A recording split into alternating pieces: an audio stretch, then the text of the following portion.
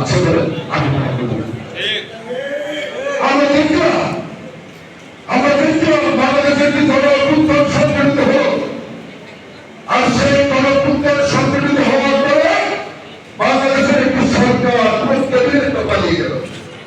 বাংলাদেশের একটি অবৈধ পার্লামেন্টের 300 সদস্য পালিয়ে গেল। বাইতুল মুকাররমের খতিব পালিয়ে গেল। মেডিকেল বিশ্ববিদ্যালয়ের ভিসিরা পালিয়ে গেল। প্রেস ক্লাবের সভাপতি পালিয়ে গেল।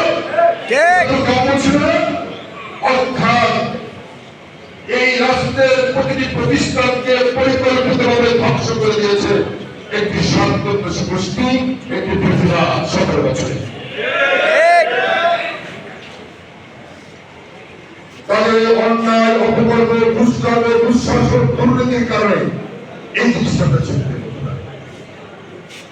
আমরা দেখলাম একজন রাজনীতিবিদ হাজার কোটি টাকার মালিক, তিনি তার দুষ্কর্মের কারণে, অন্যায়ের কারণে, দুর্নীতির কারণে একটু পালিয়ে বাঁচার জন্য তার সুন্দর চুল পরনকে গালি করেছে। কেউ